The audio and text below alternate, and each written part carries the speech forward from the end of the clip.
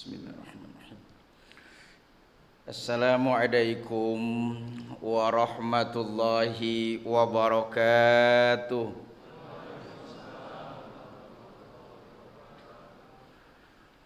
Alhamdulillahil qail wa idza sa'alaka 'ibadi 'anni fa inni qarib ujibu da'watad da'i idza da'ani falyastajibu li wal yu'minu bi la'allahum yarshudun. Wassalatu wassalam ala sayyidina Muhammadinil qail ad-du'a mukhul ibadah. Sadaqallahul azim wa sadaqa rasuluhu habibul karim wa nahnu ada dzalika minasyahidin wasyakirin walhamdulillahi rabbil alamin. Hadratil kiram, para alim ulama, tokoh masyarakat dan jamaah yang insyaallah kita semua dalam naungan rahmat dan maghfirah dari Allah Subhanahu wa taala. Puji dan rasa syukur kehadirat Allah Subhanahu wa taala merupakan kalimat yang paling tertinggi, terindah yang kita ucap di setiap saat. Bahkan tentunya di malam hari ini yang Allah memudahkan kita melangkahkan kaki dari kediaman kita melaksanakan sholat di masjid sebagai upaya qiyamul lail bulan Ramadan. Kiranya apa yang kita lakukan ini merupakan upaya memohon keberkahan Allah dan kemudian ridhonya, kemudian Allah ridho dan menambahkan kenikmatan kepada kita semua. Amin ya rabbal alamin. Salawat beriringkan dengan salam pun pada saat membacanya dalam solat dan di luar solat, harapan besar kita adalah terhantarkan dengan sempurna salawat-salawat tersebut kepada Nabi Muhammad sallallahu alaihi wasallam, kemudian di hari kiamat menjadi kendaraan yang kita gunakan untuk bertemu dengan beliau. Amin ya rabbal alamin. Ma'asyiral hadirin, para bapak ibu jamaah yang dirahmati oleh Allah Subhanahu wa taala, ketika Allah menciptakan makhluk, tidak ada satupun makhluk yang lepas dari apa yang disebut dengan takdir. Setiap makhluk berjalan di dunia ini pasti dilengkapi dan berhadapan dengan takdir, ketetapan Allah. Namun takdir-takdir Allah itu berbeda-beda antara satu makhluk dengan makhluk yang lainnya. Katakan makhluk besar yang kita kenal, matahari, dia pun menjalani takdir dan ketetapan Allah. Wasyamsu tajri limustaqarril laha dzalika taqdirul azizil alim. Matahari itu berputar pada porosnya, tidak naik ke atas, tidak turun ke bawah, tidak maju ke depan, tidak mundur ke belakang. Dzalika taqdirul azizil alim. Sedangkan makhluk bernama bulan yang keluar malam hari, wal qamara qaddarnahu manazila hatta adakal urjunil qadim. Sedangkan makhluk bernama bulan itu kami takdirkan manazil. Manazil itu ketika di awal bulan dia kecil. Kemarin tuh di awal Ramadan yang waktu dicariin, ya rame, beda ngelihatnya. Ketika tambah hari sekarang makin besar, nanti tengah bulan dia bulat besar. Bertambahnya hari dia makin kecil, makin menipis. Semakin akhir bulan semakin dia menipis.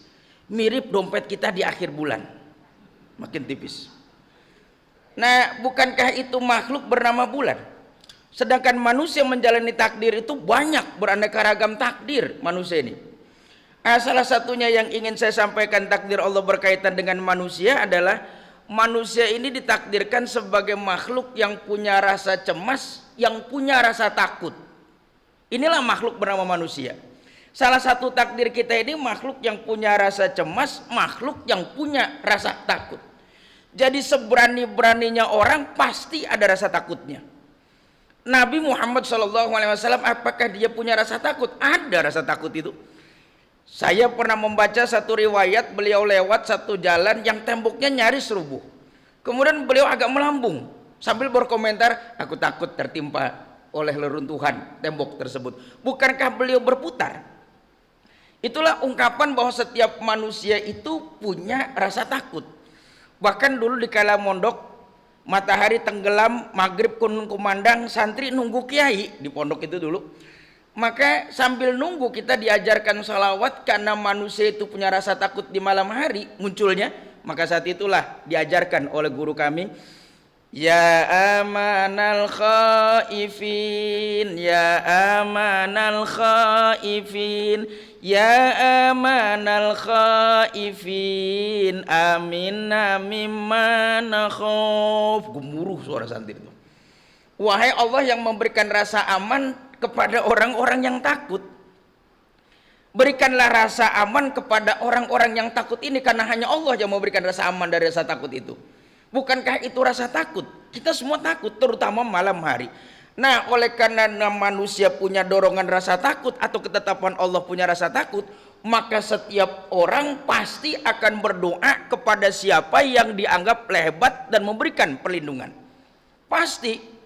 Kita memilih sebagai seorang yang beriman, pasti Allah. Tidak ada satupun yang sanggup melindungi, tidak ada yang lebih hebat dari Allah. Kita pilih Allah. Sedangkan saudara-saudara kita yang lain yang sekemanusiaan berbeda keyakinan, mereka milih ada pohon, mereka milih ada bintang, mereka milih ada api, mereka milih ada manusia. Kalau gitu mereka meyakini apa yang mereka pilih itu pasti hebat.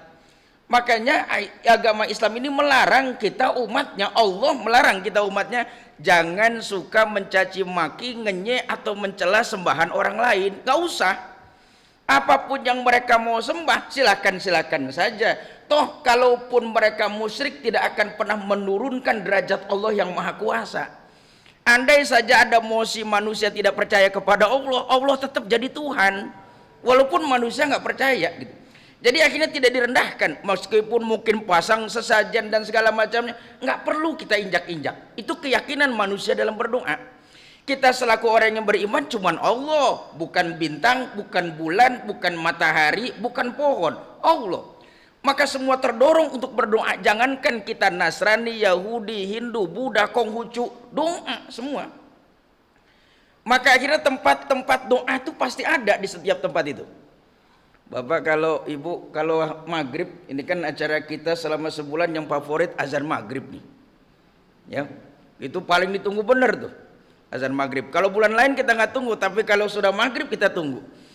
Coba lihat, ada tayangan satu televisi yang ada orang penambang sulfur, dia jalan menambang sulfur, ketika zuhur dia sholat di jalanan, ketika maghrib dia sampai ke rumahnya, dia sholat di sebuah musola yang hanya menampung cuma berapa orang.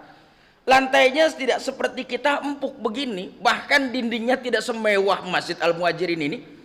Dindingnya cuma gedek terbuat dari bambu. Tapi bukankah mereka di tempat terpencil itu sholat dan berdoa? Semua tempat-tempat terpencil menyediakan tempat berdoa, baik masjid kayak itu, gereja kayak itu, pura kayak itu, atau bahkan pohon sekalipun. Kenapa manusia begitu? Karena terdorong ingin meminta. Nah, Bapak, Ibu yang saya hormati, ada masjid terdalam di muka bumi ini, atau di Indonesia minimal. Ada gereja juga terdalam di Indonesia ini, Freeport tempatnya. Penambang masuk ke dalam perut bumi, di dalamnya disediakan masjid, di dalamnya disediakan gereja, bahkan bergandengan. Kenapa ada di perut bumi itu gereja dengan masjid? Orang butuh Tuhan. Maka dia tetap akan berdoa meskipun di kedalaman bumi, bahkan rasa takut lebih hebat dibandingkan dengan kita. Maka dia sholat. Banyak orang sholat di sana itu.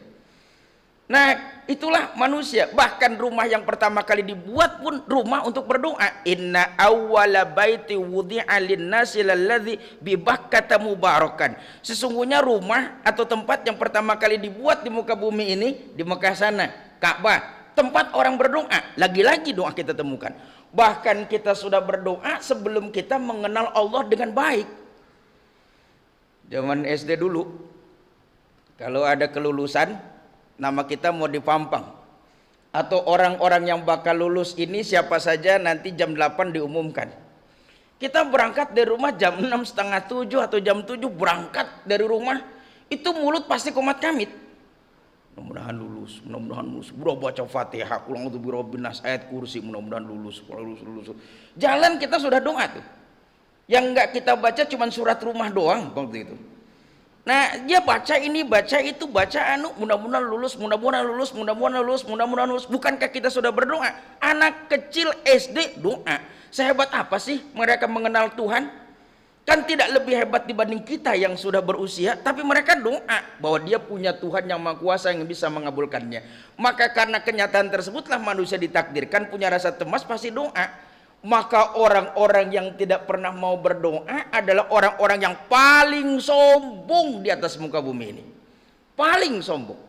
Sementara orang-orang yang berdoa adalah orang yang paling disukai oleh Allah. Meskipun dia mintanya itu lagi, itu lagi, itu lagi, dan itu lagi sebagai petunjuk bahwa dia masih membutuh kepada Allah.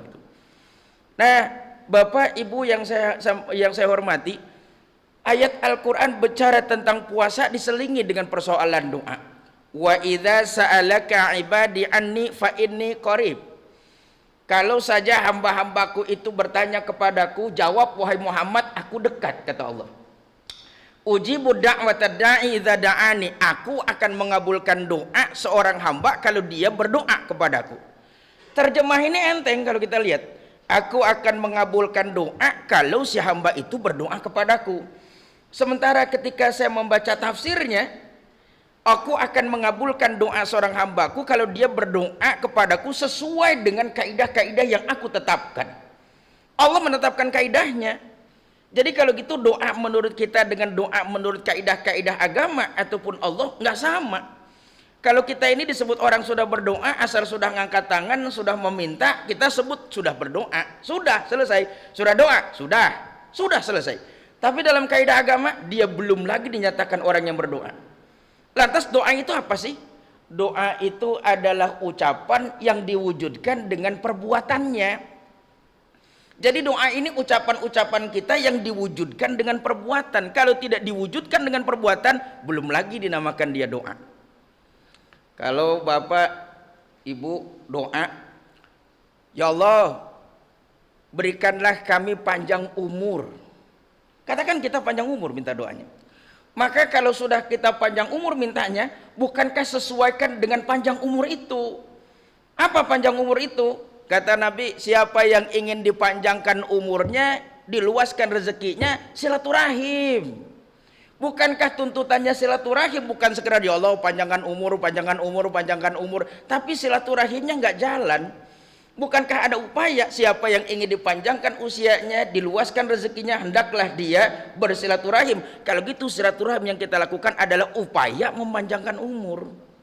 Kata agama, kata dokter dalam bidang kesehatan bilangnya kalau pengen sehat, panjang umur, rajin olahraga. Rajin olahraga. Ya tentunya olahraganya disesuaikan dengan umur. Jangan 80 tahun main futsal, itu bukan doa panjang umur, mendekin umur namanya. Kalau gitu cukup jalan, jogging gitu. Nah, bukankah sesuaikan? Makanannya diatur. Bahwa orang tua ini metabolismenya sudah tidak lebih hebat dibanding anak muda. Kalau gitu tahu diri kita ini makan. Nah, bukankah itu upaya-upaya kita panjang umur, tidak sekedar ya Allah panjangkan usia kami tanpa usaha.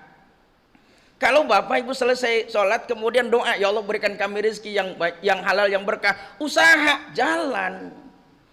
Itu jangan sekedar baca banyak-banyak ya Rozak ya Wahab, ya Rozak ya Wahab, ya Rozak ya Wahab di masjid, ya Rozak ya Wahab 4444 kali tanpa usaha. Kalau yang kita baca ya Rozak 4440 kali tidak ada usahanya, paling-paling yang datang Pak Rozak sama Pak Wahab. Gitu.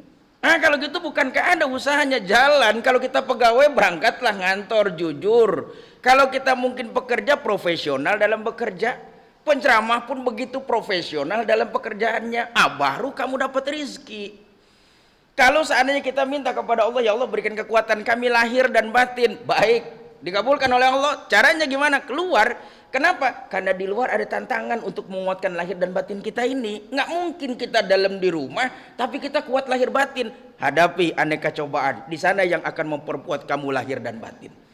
Kalau kita ingin anak kita soleh dan soleha, didik, ajarkan. Anak saya pengen soleh dan soleha, ajarkan sholatnya, ngajinya, ibadahnya, ajarkan. Nggak mungkin kita doa mudah-mudahan anak soleh dan soleha tanpa ada usaha. Kalau pengen anak soleh dan soleha sejak lahir, namain solihin sama solihat gitu. Itu udah dari lahir soleh namanya. Tapi apakah dia anak yang soleh? Belum tentu. Kalau gitu ada upaya kita mendidik. Maka bulan Ramadan ini salah satu keagungannya adalah Allah mengabulkan segala macam doa manusia. Catatannya, kita tidak boleh lepas dari upaya-upaya yang harus kita lakukan. Mudah-mudahan bangun paginya kita, qiyamul lailnya kita, zikirnya kita, doanya kita di malam hari setiap saat di bulan Ramadan ini, dengan usaha yang kita lakukan, kiranya Allah berkenan mengabulkannya dan menjadi hadiah bagi kita yang besar di bulan suci Ramadan ini. Ini yang dapat saya sampaikan. Hadanallahu wa iyyakum ajmain. Wassalamualaikum warahmatullahi wabarakatuh.